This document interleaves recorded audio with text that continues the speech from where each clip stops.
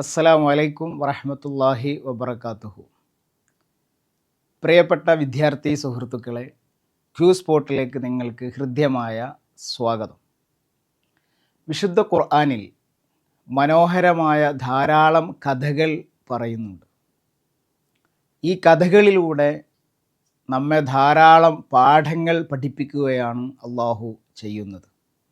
ഏറെ മനോഹരമായ ഒരു കഥയാണ് നമ്മൾ ഈ എപ്പിസോഡിൽ പറയുന്നത്. സൂറ അൽ കഹ്ഫ് നിങ്ങൾ കേട്ടിട്ടുണ്ടാവും. വെള്ളിയാഴ്ചകളിൽ ഈ സൂറത്ത് നമ്മൾ പാരായണം ചെയ്യാറുണ്ട്. ധിക്കാരിയായ ഒരു ഭരണാധികാരി, റോമയിലെ അറിയപ്പെട്ട ഒരു പട്ടണമായിരുന്നു എഫസുസ്. അന്നത്തെ രാജാവിൻ്റെ പേര് ദിഖ്യാനുസ് എന്നായിരുന്നു. ക്രൂരനായ ഒരു ഭരണാധികാരിയായിരുന്നു അയാൾ. ഈസ അലൈഹിസ്സലാമയിൽ വിശ്വസിച്ച മനുഷ്യരെ ക്രൂരമായി മർദ്ദിക്കുകയും പീഡിപ്പിക്കുകയും ചെയ്ത ഒരു ഭരണാധികാരി. ആ ഭരണാധികാരിയുടെ നാട്ടിൽ ഏകനായ അള്ളാഹുവിനെ ആരാധിക്കുന്ന ഒരു പറ്റം ചെറുപ്പക്കാരുണ്ടായിരുന്നു. ആ ചെറുപ്പക്കാരുടെ കഥയാണ് നമ്മൾ പറയുന്നത്.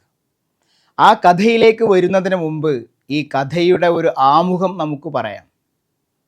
മുഹമ്മദ് നബി സല്ലല്ലാഹു അലൈഹി വസല്ലമയെ പരാജയപ്പെടുത്താൻ വേണ്ടി മക്കയിലെ മുശ്രിക്കുകൾ, മക്കയിലെ പ്രമാണിമാർ പല അടവും പയറ്റിയിരുന്നു. പ്രലോഭനങ്ങളുണ്ടായി. പക്ഷേ മുഹമ്മദ് നബി സല്ലല്ലാഹു അലൈഹി വസല്ലമയെ ഒന്നും ചെയ്യാൻ അവർക്ക് പറ്റുന്നില്ല. പ്രവാചകനിൽ ആളുകൾ ഇങ്ങനെ വിശ്വസിച്ചു കൊണ്ടിരിക്കുകയാണ്. അപ്പം ഇനി എന്ത് ചെയ്യും എന്ന ആലോചനയിൽ നിന്നാണ് മക്കയിലെ പ്രമാണിമാർ അവരെ കൂട്ടത്തിലെ 2 പേരെ ജൂതന്മാരുടെ അടുത്തേക്ക് പറഞ്ഞയക്കുന്നുണ്ട്. ഇനി നമുക്ക് മുഹമ്മദിനെ വൈജ്ഞാനികമായി പരാജയപ്പെടുത്താം. അതായിരുന്നു അവരുടെ ഉദ്ദേശം.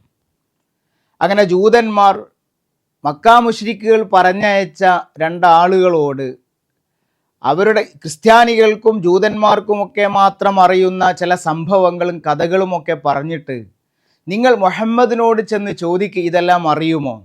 അങ്ങനെ നമുക്ക് മുഹമ്മദിനെ പരാജയപ്പെടുത്താം.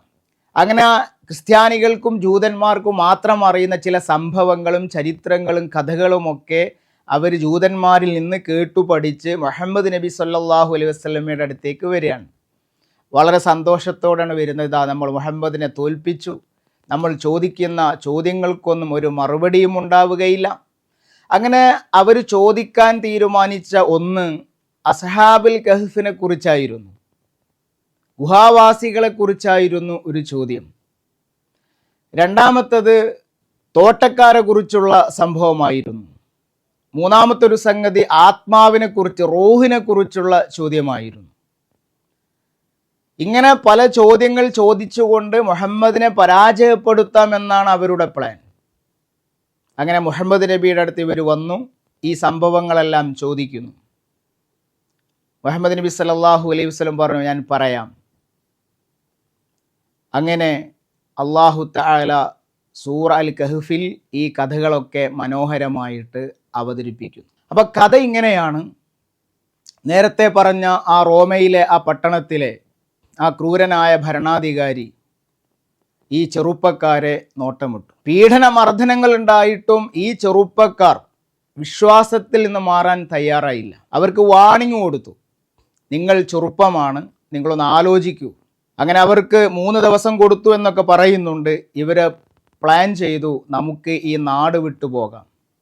അങ്ങനെ അവർ നാട് വിടാൻ തീരുമാനിക്കുന്നു. യാത്ര പുറപ്പെട്ടു പോകുമ്പോൾ വഴിയിൽ ഒരു നായയും അവരോടൊപ്പം പങ്കുചേരുന്നുണ്ട്. അങ്ങനെ അവർ ചെന്നെത്തുന്നത് ഒരു ഗുഹയ്ക്കകത്താണ്. ആ ഗുഹയെക്കുറിച്ചാണ് നമ്മൾ കഹ്ഫ് എന്ന് പറയും. കഹ്ഫ് എന്ന് പറഞ്ഞാൽ വിശാലമായ ഗുഹക്കാണ് പറയാം. അപ്പോൾ മുഹമ്മദ് നബി ഹിറാ ഗുഹയിലായിരുന്നു. ആ ഗുഹക്ക് ഗാർ എന്നാണ് പറയുക. ഇടുങ്ങിയ ഗുഹയാണ് ഗാർ. അതാണ് കഹ്ഫും ഗാറും തമ്മിലുള്ള വ്യത്യാസം. ഏതായിരുന്നാലും ഈ കഹ്ഫിൽ, വിശാലമായ ഈ ഗുഹക്കകത്ത് ഈ ചെറുപ്പക്കാർ, ഇന്നഹും ഫിത്യത്തുൻ ആമനു എന്നാണ് ഖുർആൻ അവരെ കുറിച്ച് പറയുന്നത്. അവർ വിശ്വാസികളായ ഒരു പറ്റം ചെറുപ്പക്കാരായിരുന്നു. 7 പേരായിരുന്നു ആ സംഘത്തിലുണ്ടായിരുന്നത് എന്നൊക്കെ അഭിപ്രായമുണ്ട്. നമുക്ക് ആളുകളുടെ എണ്ണമോ അവരുടെ പേരോ അവരുടെ ദേശമോ ഒന്നും നമുക്കൊരു പ്രശ്നമല്ല. ഈ കഥയുടെ പാഠമാണ് നമ്മൾ പഠിക്കേണ്ടത്. അങ്ങനെ അവർ ആ ഗുഹയിൽ അഭയം പ്രാപിക്കുന്നു. ആ ഗുഹക്കകത്ത് അവർ വിശ്രമിക്കുകയാണ്.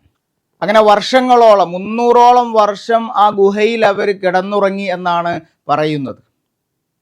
അങ്ങനെ അള്ളാഹു അവരെ ഉണർത്തുന്നു വർഷങ്ങൾക്ക് ശേഷം.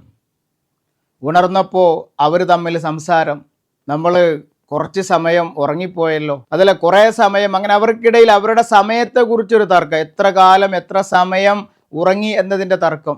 അപ്പം ഇതെല്ലാം തർക്കം വിട്ടിട്ട് നമുക്ക് വിശക്കുന്നുണ്ട്, ഈ വിശപ്പിനൊരു പരിഹാരം വേണം. അപ്പോൾ അവരാലോചിച്ചു അവരുടെ കൂട്ടത്തിൽ ഒരാളെ മാർക്കറ്റിൽ വിടാം. അപ്പോൾ പഴയ നാണയം അവരുടെ കയ്യിലുണ്ട്, വെള്ളി നാണയമുണ്ട്. അപ്പോൾ ആ കൂട്ടത്തിൽ ഒരാൾ കയ്യിലുള്ള നാണയവുമായിട്ട് തൊട്ടടുത്ത പട്ടണത്തിലേക്ക് പോവാൻ. അപ്പോൾ ഈ വേഷം കണ്ടിട്ട് തന്നെ അവർ പ്ലാൻ ചെയ്യുന്നുണ്ട്, ആരും അറിയരുത്, നമ്മളെ ആളുകൾ കണ്ടാൽ നമ്മളെ പിടിക്കും, നമ്മളെ രാജാവ് നമ്മളെ ശിക്ഷിക്കും.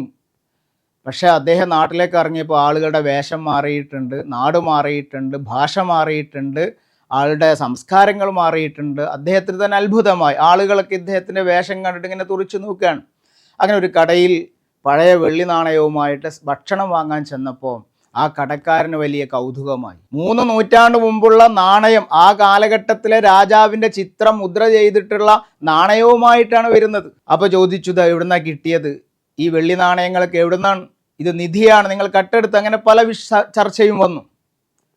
ഭരണാധികാരിയുടെ മുമ്പിൽ ചെറുപ്പക്കാരനെ ഹാജരാക്കി. അവസാനം ഇദ്ദേഹത്തിന് എല്ലാ സംഗതികളും തുറന്നു പറയേണ്ട അവസ്ഥ ഉണ്ടായി. അങ്ങനെ ആ നാട്ടുകാർ, ആ പ്രദേശത്തുകാർ അവിടെ തടിച്ചുകൂടി ഇദ്ദേഹത്തിൻ്റെ കൂടെ ആ ഗുഹയിലേക്ക് ചെല്ലുകയാണ്. അപ്പോൾ അവിടെ മറ്റുള്ള സുഹൃത്തുക്കൾ ആ ഗുഹക്കകത്തുണ്ട്. അവർക്ക് ബോധ്യമായി. ആ കൂട്ടത്തിൽ തന്നെ ഈ കഥ അറിയുന്ന ആളുകളുണ്ട്. നേരത്തെ അപ്രത്യക്ഷരായ ചെറുപ്പക്കാരെ കുറിച്ച് ആ കഥ അറിയുന്ന കുറച്ചാൾ ആ കൂട്ടത്തിലുണ്ടായി. ഇത് ശരിയാണ്, സത്യമാണ്, അന്ന് അപ്രത്യക്ഷരായ ഈ പട്ടണത്തിലെ ചെറുപ്പക്കാരാണ് ഇവരെന്ന് അവർക്ക് ബോധ്യമായി. അങ്ങനെ ഈ ഒരു സംഭവത്തിലൂടെ ആളുകൾക്ക് അള്ളാഹുവിൻ്റെ ശക്തിയെക്കുറിച്ചും അള്ളാഹുവിൻ്റെ കഴിവിനെക്കുറിച്ചുമൊക്കെ ബോധ്യമുണ്ടാവുകയും ആളുകൾക്ക് ഈ സംഭവത്തിലൂടെ വലിയ പാഠങ്ങൾ പഠിക്കാനും പറ്റി. പ്രിയപ്പെട്ട വിദ്യാർത്ഥി സുഹൃത്തുക്കളെ, അപ്പോൾ ഈ കഥയിൽ നിന്ന്, ഈ ചരിത്രത്തിൽ നിന്ന് നമ്മൾ പഠിക്കുന്ന ഏറ്റവും വലിയ പാഠം, ഇന്നഹും ഫിതിയത്തുൻ ആമനു. ഈ ചെറുപ്പക്കാരാണ് നമ്മുടെ പ്രചോദനം. ഏത് പ്രതിസന്ധി ഘട്ടത്തിലും, ഏത് പ്രയാസത്തിലും, ആര് നമുക്കെതിരെ വന്നാലും ശരി, ഞാനൊരു മുസ്ലിമാണെന്ന അഭിമാനബോധത്തോടു കൂടി നമ്മുടെ വിശ്വാസവുമായി, നമ്മുടെ ആദർശവുമായി ആരുടെ മുമ്പിലും അഭിമാനത്തോടെ എഴുന്നേറ്റ് നിൽക്കണം. നമ്മുടെ ആദർശത്തെ നമ്മൾ ആരുടെ മുമ്പിലും പണയപ്പെടുത്തരുത് എന്ന വലിയ പാഠമാണ് ഈ സംഭവത്തിലൂടെ നമ്മൾ പഠിക്കേണ്ടത്. അള്ളാഹു നമ്മെ അനുഗ്രഹിക്കുമാറാവട്ടെ. അസ്സലാമു അലൈക്കും വറഹ്മത്തുള്ളാഹി വബറകാതുഹു.